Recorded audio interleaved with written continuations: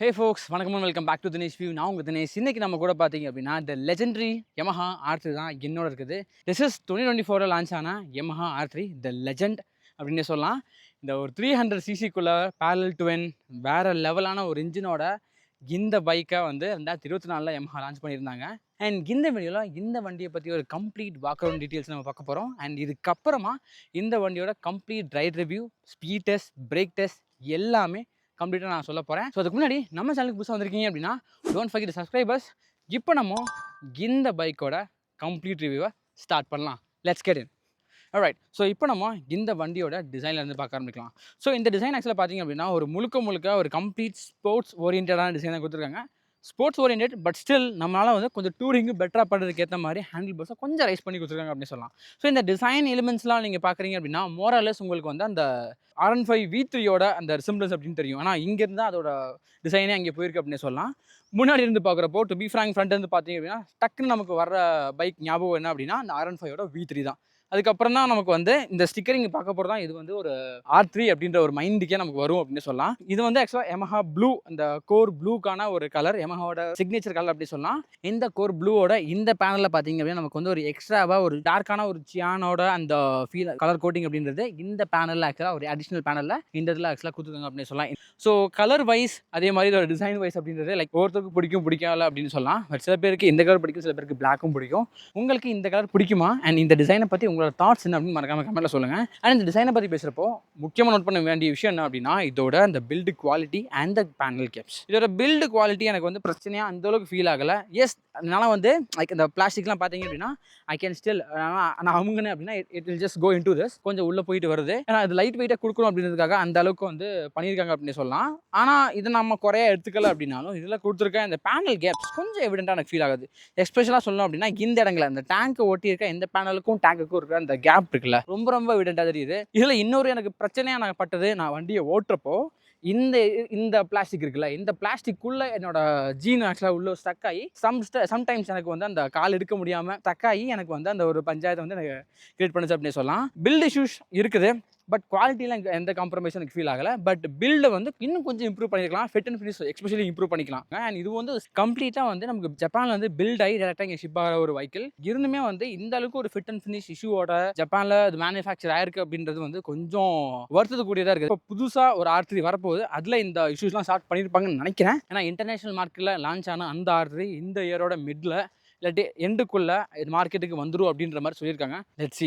And வண்டியோட lighting setups எல்லாமே நம்ம பார்த்தோம் அப்படின்னா கம்ப்ளீட்டாக ஒரு ஆல் எல்இடி செட்டப்ஸ்க்கு மூவ் பண்ணியிருக்காங்க. ஃப்ரண்ட்டில் கொடுத்துருக்க இந்த 4 ப்ரொஜெக்டர் எல்இடிஸாக இருக்கட்டும், இண்டிகேட்டர்ஸ் இன்க்ளூடிங் ரியரில் இருக்கிற அந்த இண்டிகேட்டராக இருக்கட்டும், டெய்ல் ஏரியா இருக்கட்டும், எல்லாமே நமக்கு வந்து ஒரு கம்ப்ளீட் எல்இடி செட்டப்புக்கு மூவ் பண்ணியிருக்காங்க. ஸோ அது வந்து ஒரு நைட் டைமில் ஒரு நல்ல விசிபிலிட்டி தருது. அது இந்த 4 எல்இடி 4மே வந்து ஒரு ப்ரொஜெக்டர் எல்இடிஸை கொடுத்துருக்காங்க. Which is it's offering literally என்ன சொல்கிறது, ஒரு எக்ஸ்ட்ரா நமக்கு ஃபாக் லைட்டே தேவையில்லாமல் இந்த 4 லைட்ஸை மட்டுமே வச்சுட்டு நம்மளால் வந்து ரொம்ப ஈஸியாக டூரிங் அப்படின்றத பண்ண முடியும் அப்படின்னு சொல்லலாம். ஸோ இந்த வண்டியோட ஒரு மிகப்பெரிய ப்ரோ அப்படின்னு பார்த்தீங்க அப்படின்னா இந்த ஒரு இன்ஜின். இந்த வண்டியை வாங்குறதுக்கு ஒரு மிகப்பெரிய ரீசனுமே வந்து இந்த ஒரு இன்ஜின் தான். தட்ஸ் வை இந்த R3 ரொம்ப கம்மியான யூனிட் நம்ம இந்தியாவில் வந்துமே வந்து கம்ப்ளீட்டாக சேல் ஆனதுக்கான காரணமே அதே தான். Yes, this is a legendary R3யோட அந்த 321cc parallel twin engine comes with a liquid cooled இன்ஜினோட 4 வால் இன்ஜின் தான் இங்கே கொடுத்துருக்காங்க. Yes, 2 valve per cylinder. இந்த வண்டியோட பீக் பவர் ஆக்சுவலாக பார்த்தீங்க அப்படின்னா almost at the peak of like 10,500 RPMல நமக்கு வந்து 41 bhpயும் நியர்லி 30 Nm ஆஃப் டார்க் நமக்கு வந்து 9,000 RPM தருது. நான் சொல்கிறது எல்லாமே வந்து up to top of the ரேஞ்சில் நமக்கு வந்து இதோட ஃபுல் பவருமே நமக்கு வந்து டெலிவரி ஆகுது அப்படி சொல்லலாம். ஸோ இந்த பவர் அண்ட் டார்க் டெலிவரி தான் இந்த பைக்கை இவ்வளோ பவர் ப்ரொடியூஸ் பண்ணியும் ஒரு பிகினர் ஃப்ரெண்ட்லியான ஒரு பைக்காக மாற்றி வைக்கிறது அப்படின்னு சொல்லலாம். சிட்டியில் ஓட்டுறப்பவும் சரி, ஹைவேல ஓட்டுறப்பவும் சரி எனக்கு வந்து எந்த பிரச்சனையும் இல்லை. அண்ட் ரொம்ப வந்து ஈஸியாக என்னால் வந்து கார்னர்ஸாக அப்ரோச் பண்ண முடியுது. ஈவன் என்னால் 6th இயரில் கூட ஆல்மோஸ்ட் ஒரு 50 வரை என்னால் வந்து ரொம்ப ஈஸியாக இந்த பைக்கை என்னால் ஓட்ட முடியுது அப்படி சொல்லலாம், எந்த கியர் சேஞ்சுமே பண்ணாமல்.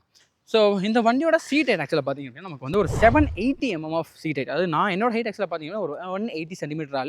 ஸோ எனக்கு இந்த 780 ஆஃப் ஒரு சீட் ஹைட் அப்படின்றது ரொம்ப லோ தான். என்ன சொல்ல, ஒரு 5'3", 5'4" இருக்கிற ஆளாக இருந்தால் கூட உங்களால் இந்த வண்டியை ரொம்ப ஈஸியாக மேனேஜ் பண்ண முடியும். அண்ட் நான் சொன்ன மாதிரி இது வந்து ரொம்ப நம்ம லீன் பண்ணி ஓட்டுற சீன் இல்லை. So you can see me, நான் வந்து கொஞ்சம் கான்ஃபிடென்ட்டாக உட்காந்துருக்கேன், ஸ்ட்ரைட்டாக உட்காந்துருக்கேன். என்னால் வந்து ரொம்ப லீன் பண்ணாமே என்னால் ஈஸியாக இந்த கையை பிடிக்க முடியுது. லைக் ஆஸ் இன் ரொம்ப லீன் பண்ணுறதுக்கான நீட் இந்த பைக்கில் இல்லை கம்பேர்ட் டு R15 இன்னும் கொஞ்சம் லீன் பண்ணி நம்ம ஹேண்டில் பார் பிடிக்கிற மாதிரி இருக்கும். அண்ட் இங்கே அந்த பஞ்சாயத்து இல்லை அப்படின்னு சொல்லலாம். ஹேண்ட்லிங் பற்றி பேசுகிறப்போ செட்டில் இருக்கட்டும் ஹைவே இருக்கட்டும் நான் சொன்ன மாதிரி வந்து எனக்கு எந்த பிரச்சனையும் தெரில. இதோட கம்ப்ளீட் ரைட் ரிவ்யூவில் இதோட டாப் ஸ்பீட் நான் ஹிட் பண்ணதையோ 0 to 60 and 0 to 100 நீங்கள் பார்ப்பீங்க. ரொம்ப குவிக்கான 0 to 60, ரொம்ப குவிக்கான 0 to 100 அப்படின்னு சொல்லலாம். இந்த டாப் ஸ்பீடை அட்டைன் பண்ணுறதுக்கு 2 முக்கியமான ஃபேக்டர் அதுதான் இந்த இன்ஜின் ஆக்சுவலாக வந்து இந்த பைக்கில் இருக்குது அப்படின்னு சொல்லலாம். ஒன்று by nature you can see this is a faded motorcycle. ரொம்ப ஏரோடைனமிக்காக ரொம்ப ஷார்ப் எட்ஜஸோடு நமக்கு வந்து இந்த கொடுத்துருக்காங்க அப்படின்னு சொல்லலாம் இந்த டிசைன்ஸ் எல்லாமே. அட் த சேம் டைம் இந்த வண்டியோட weight it just 169 with a curb. Like ஒரு ஃபுல் டேங்க் ஒரு 14 லிட்டர்ஸாக ஃபுல் டேங்க் கொடுத்துருக்காங்க. அந்த 14 லிட்டர்ஸ் ஃபுல் டேங்க் நீங்கள் ஃபில் பண்ணாலும் உங்கள் இந்த வண்டியோட லைக் ஹையஸ்ட் கர்ப் வெயிட்டு நமக்கு வந்து ஒரு 170 தான். It can't go beyond that. Compared to my particular bike இது வந்து ஒரு 10 to 15 kgs வந்து லைட்டர். ஸோ இது வந்து நான் நினச்சதை விட இதோட பவர் டெலிவரி அந்த டாப் அண்ட் லைக் அந்த டாப்பான ஆர்பிஎம்ஸில் ரொம்ப ரொம்ப ரொம்ப சூப்பராக இருந்துச்சு. மற்ற இடங்களில் நான் இப்போ டாப்பே ஓட்டல, நான் ஜஸ்ட் நார்மலாக இப்போ க்ரூஸ் பண்ணுறேன், நான் சிட்டியில் ஓட்டுறப்ப எனக்கு பிரச்சனை இல்லாமல் இருக்குமா அப்படின்னா எஸ் அப்சல்யூட்லி. என்னால் லைக் என்ன சொல்கிறது ஒரு தேர்ட் கியரில் கூட ரொம்ப ஈஸியாக மெனூர் பண்ண முடியுது. எஸ் ஒரு 300cc parallel twin இவ்வளோ பவர் ப்ரொடியூஸ் பண்ணுது. பட் தேர்ட் கியரில் கூட என்னால் வந்து எந்த பிரச்சனையுமே இல்லாமல் I can able to manure it in city and ஹைவேல. நான் சொன்ன போல இந்த தேர்ட் கியரில் என்னால் வந்து 100+ ட்ரிபிள் டிஜிட்ஸை தேர்ட் கியரில் என்னால் பார்க்க முடிஞ்சது. அதுதான் இந்த சிட்டியில் ஓட்டுறப்போ இன்னொரு முக்கியமான கன்சர்ன் நமக்கு வந்து இந்த வண்டியோட கிரவுண்ட் கிளியரன்ஸ். ஆல்ரெடி சீட்டுமே ரொம்ப லோவாக இருக்குது, இதோட கிரவுண்ட் கிளியரன்ஸ் வந்து ரொம்ப லோவாக இருக்கும் அப்படின்ட்டு உங்களோட தாட்டாக இருக்கும். But it's not. It has a 160 mm of ground clearance. நான் வந்து கொஞ்சம் ஒஸ்ட் ரோடில் ட்ரை பண்ணி பார்த்தேன். அந்த கேமரா என்னால் வந்து எந்த இடங்களையும் இந்த பின்னாடி தட்டுற மாதிரி இல்லை. ஈவன் இப்போ இந்த வண்டியோட ஓனருமே அவர் வந்து அவர் பில்லியனோட தான் வந்தார். அவருமே வந்து இது வரைக்கும் from his life time almost like 10 kilometers he has done. இது வரைக்கும் எனக்கு வந்து அந்த கீழே தட்டி வந்து அவரும் கேட்டதில்லை. ஸோ இந்த பைக்கில் ஆக்சுவலாக பார்த்தீங்க அப்படின்னா பிரேக்கிங்காக ஒரு 298 mm டிஸ்க் பிரேக்ஸாக ஃப்ரண்ட்டில் நமக்கு வந்து கொடுத்துருக்காங்க. அண்ட் ரியலில் நமக்கு பார்த்தீங்க அப்படின்னா நமக்கு வந்து ஒரு 220 mm ஆஃப் டிஸ்க் பிரேக்ஸை வந்து ரியல் யூஸ் பண்ணியிருக்காங்க. ஃப்ரண்ட்டில் நமக்கு வந்து ஒரு 2% காலிப்பர்ஸ் அண்ட் ரியலில் நமக்கு வந்து சிங்கிள் பிஸ்டன் காலிப்பர்ஸ் தான். ஆஸ் யூஷுவல் மற்ற ஸ்போர்ட்ஸ் பைக்ஸில் இருக்கிற மாதிரி ரியர் கொஞ்சம் வந்து லூஸாக தான் இருக்குது. நமக்கு வந்து அந்த அளவுக்கு நமக்கு வந்து கான்ஃபிடென்ட்டாக வந்து ரியர் தரவே இல்லை. ஆனால் பிகாஸ் லைக் ட்ராக் ஃபோக்கஸ்டாக இருக்க முக்கால்வாசி பைக்ஸ் எல்லாமே நமக்கு வந்து ரியரில் கொஞ்சம் அப்படி தான் இருக்கும். But when it comes to front எனக்கு வந்து ரொம்ப பெட்டராக இருந்துச்சு. பட் பைட் சுத்தமாக இல்லை, எனக்கு பைட் ஃபீல் ஆகலை to be frank. But progression அப்படின்னு பார்த்தோம் அப்படின்னா இட் வாஸ் பெட்டர். ஸோ ஃப்ரண்ட்டில் நமக்கு வந்து சஸ்பென்ஷன் செட்டப் ஆக்சுவலாக பார்த்தீங்க அப்படின்னா நமக்கு வந்து ஒரு 41 mm ஆஃப் USD ஃபோக்ஸ் வந்து இந்த இடத்துல யூஸ் பண்ணியிருக்காங்க, விச் இஸ் நான் அட்ஜஸ்டபிள் டூ. அண்ட் ரியலில் நமக்கு வந்து ஒரு மோனோசாக் வந்து இந்த இடத்துல கொடுத்துருக்காங்க அப்படின்னு சொல்லலாம். ஸோ இந்த 2 சஸ்பென்ஷனுமே பார்த்தோங்க அப்படின்னா எனக்கு வந்து இந்த நம்ம லாஸ்ட்டாக ஒரு Yamaha ஓட்டினேன் விச் இஸ் XSR நான் ஓட்டியிருந்தேன். அதை கம்பேர் பண்ணுறப்போ அதை விட பெட்டரான என்ன சொல்கிறது ஒரு சாஃப்ட்னஸாக இங்கே எனக்கு ஃபீல் பண்ண முடிஞ்சுது.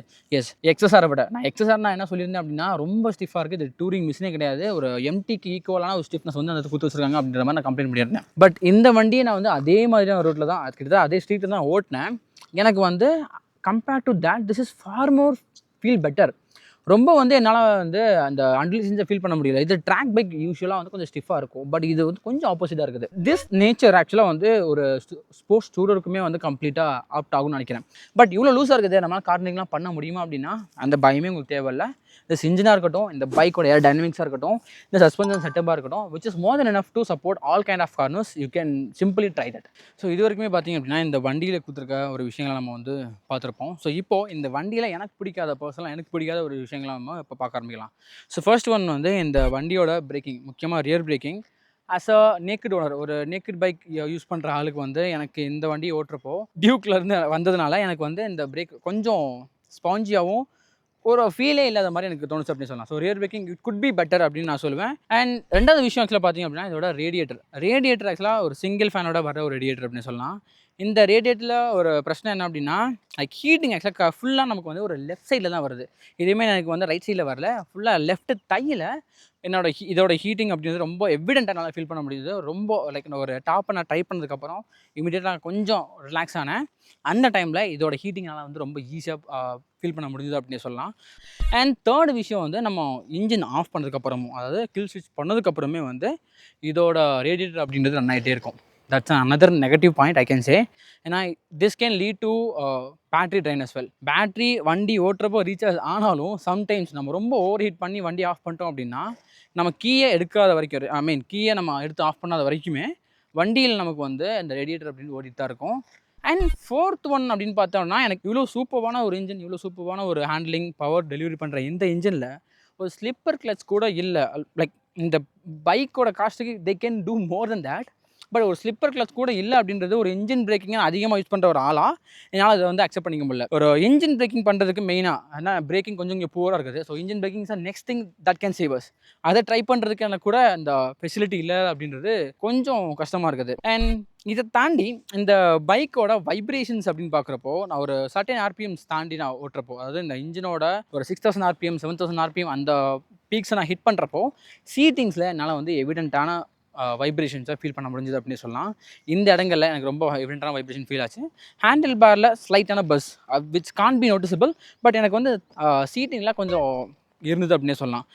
அதான் தென் எனக்கு வந்து இந்த பைக்கில் ஒரு பிரச்சனையாக எனக்கு வேறு எதுவுமே ஃபீல் ஆகலை. உங்களுக்கு ஆர்த்தி ரொம்ப பிடிக்கும் அப்படின்னா, இல்லை இந்த இன்ஜின் இதோட ஹார்ட் உங்களுக்கு ரொம்ப பிடிக்கும் அப்படின்னா, நான் சொன்ன இந்த 5 நெகட்டிவ் பாயிண்ட்ஸ் எல்லாமே வந்து யூ கேன் டாலரேட். இது எல்லாமே உங்களால் டாலரேட் பண்ணிக்க முடியும். இதுக்கேற்ற மாதிரி உங்களால் அடாப்ட் பண்ணிக்கவும் முடியும். ஓகேங்களா? ஸோ எந்த பிரச்சனையும் கிடையாது. பட் நீங்கள் வேறு ஏதாச்சும் பைக்கை நீங்கள் தேடிருக்கீங்க, லைக் இதோட வேறு பேரலல் ட்வின்ஸையும் நீங்கள் கம்பேர் பண்ணுறீங்க அப்படின்னா, யூ ஷுட் கன்சிடர் திஸ். இந்த 5 பாயிண்ட்டை மறக்காமல் நீங்கள் கன்சிடர் பண்ணிக்கணும். அண்ட் இன்னொரு விஷயத்தையும் நான் ஆக்சுவலாக அந்த இங்கே பாயிண்ட் பண்ண நினைக்கிறேன், which is the mileage of the particular bike. இந்த பைக் ஆக்சுவலாக பார்த்தீங்கன்னா நமக்கு வந்து ஒரு 41 பிஎஸ்பி ப்ரொடியூஸ் பண்ணுது.